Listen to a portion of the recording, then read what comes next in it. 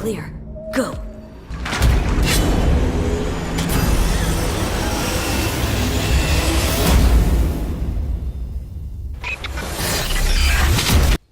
Hello everyone, this is Mr. Rain, and today I'm going to be talking about Cyberpunk 2077. This game is being developed by CD Projekt RED, and they are most well known for the Witcher series, more specifically Witcher 3 in recent history. I think that was their latest game to come out. In Cyberpunk 2077, it is a single-player RPG open-world game that takes place in a distant future that has a lot of influences from Blade Runner and the Dread series, and more closer to Dread. I think it was the movie in 2012 or 2015, I can't quite remember. If you haven't seen that movie, I do highly recommend to watch it. It is pretty cool. It's a nice, cool shoot 'em up in the future kind of movie. Far better than the Sylvester Stallone 80s movie. Even though that's fun to watch as well, in different regards. Cyberpunk 2077 focuses on a character that does missions for their own sake, for their own good. Essentially, you're playing what seems to be like a mercenary or a bounty hunter, one of the two, and you have ties to the police, and along with that, work in a way where not everything you do is 100% legit, and not everything you do is 100% illegal either. It's a pretty cool gray area that the game allows you to explore.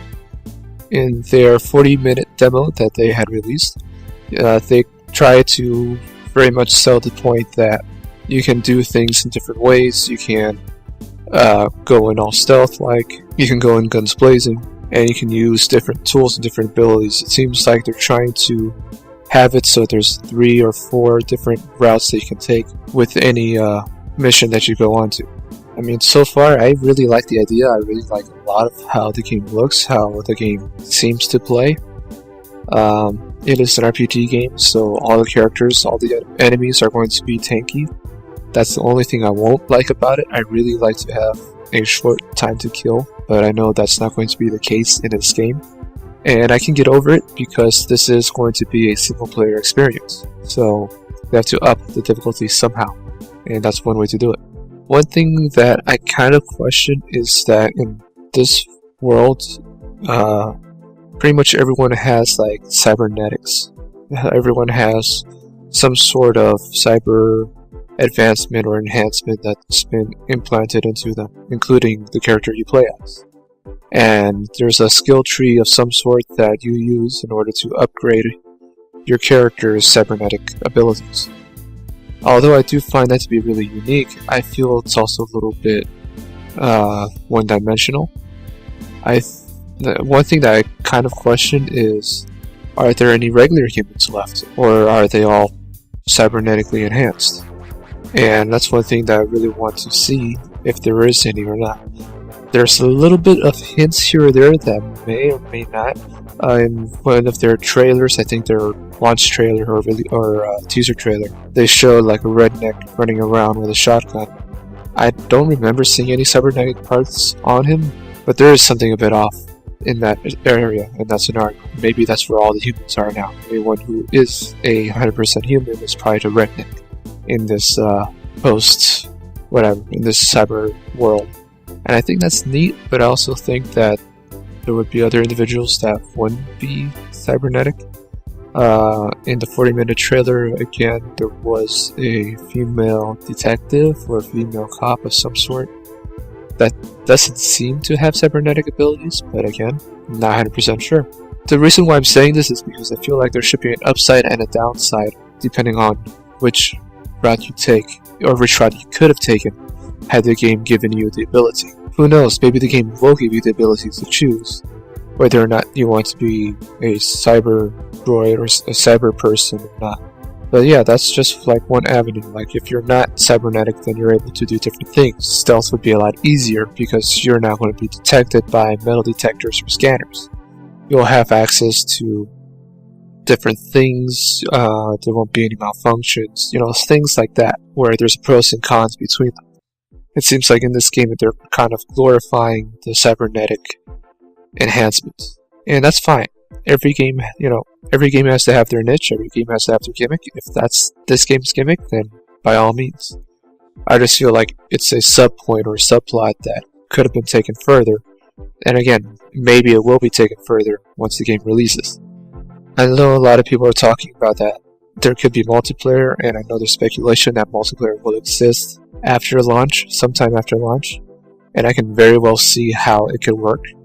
This game kind of puts in that there's going to be different factions that you'll be playing for and against. The cops being one of them, a mob boss being one of them. I guess to some extent yourself would be one of those factions.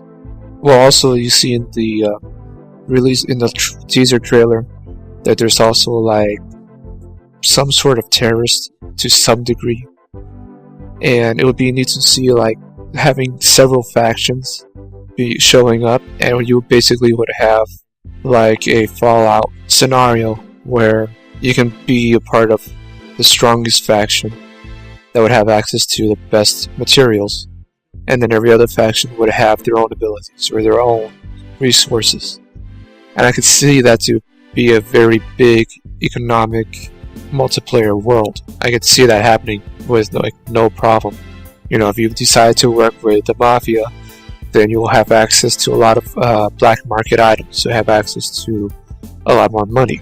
You'll get a bigger payouts after every mission.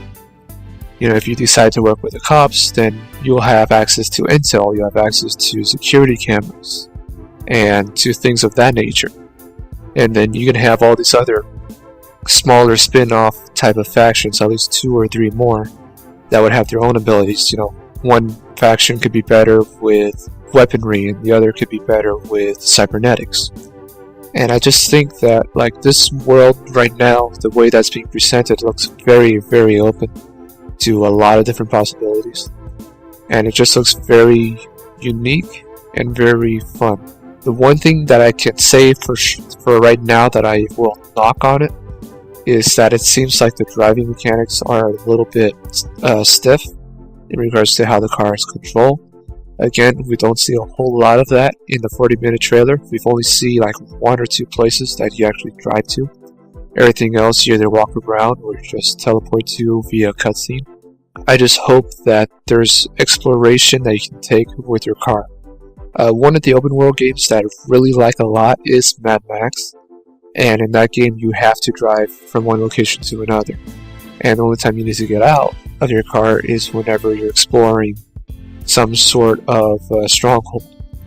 And I feel that if more open worlds take that approach to their games, if more developers take that approach more often to their open world games, that I would be a lot more interested in those games. Like, one thing that I hate especially about open world games is that, yeah, the world's large, but now I have to travel for miles, either on horseback or on my own 2 feet, to get anywhere. And I just feel like that alone is like a grind. That alone just feels stale. It doesn't feel quick. It doesn't feel like, you know, it doesn't feel like I'm gaining anything from doing that. Whereas if I have a car and it's suited up and it has, it has armor, it has weaponry, and it has these different kind of traits that I can use to escape and to evade and to attack, I'd be a lot more interested in. There's one more thing that I can say to their credit is that they did put out like a wallpaper or a screenshot of some sort of the character climbing out of the window of their car and shooting while the car was driving. That looks neat. I hope that's actually in the game, and I hope that there's more freedom to that than there is in other open world games that do that. Like Grand Theft Auto 5, you know, you're kind of stuck on a rail. You know, you either have to be the driver or you have to be the shooter, but very rarely would you be able to do both. And it would be neat to see what this game does. I don't think CD Projekt RED is well known for making cars or making a driving game or games that have driving mechanics. So it'd be really unique to see whether they go like a very stiff arcadey route where everything's on rails, or if there is actually some sort of vehicle physics that go with it, some kind of driving physics to go with it, and just to see how the car combat works in that game in general. So, like right now, I really think that The game looks really well. I think it's going to do really well. It looks really, really nice. It looks really polished. I hope it stays that way upon release. I hope we don't get something like another Watch Dogs disaster or a fiasco. And on top of that, I hope that it's well optimized. Again, another Watch Dogs fiasco, but that's not limited to Watch Dogs. That's also a problem with a lot of different games, such as the Batman Arkham series, where I can't remember which game in particular. The latest Arkham game, I think it was Origins, had a lot of optimization issues on PC, and only 2%, the top 2% of PC players can actually play the game because it was just that unoptimized. Hopefully that's not the case with this. I don't think it will be. Again, these developers seem to know what they're doing. They seem to have a good track record. At least story-wise, it looks very interesting. Story-wise and dialogue-wise, it looks pretty good. I think it's going to rival that of other series like the Mass Effect series. I think this game is going to be better than the Mass Effect series just because of how open it is. Whereas in Mass Effect, you're kind of stuck in this war, and in this scenario, Cyberpunk 2077, you're a mercenary in the middle of a large town that you decide who to do jobs for. I think that's neat. I personally love the urban scenario. I personally love big skyscrapers and these big open world cities that I can explore through. I hope that they deliver on that. I hope that there are a lot of these locations that you can't go in through and see. I hope a lot of it's not just blocked off or just used as map dressing. I can't remember the right term, but I'll coin that phrase, map dressing. And yeah, big hopes for this game. I have big expectations for it. I do expect it to be probably a big contender for Game of the Year. At least when it comes to a single player experience, I think this is going to be the best game you're going to find in 2019. So with that being said, I am Mr. Rain. If you have any objections, if you want to share your own opinion, please do so in the comments below. I'll be sure to watch them and read them when I have the chance. I'll be sure to reply to any that I want to, because it's my channel, I can do that. I hope you enjoyed, and until next time, I will see you guys later.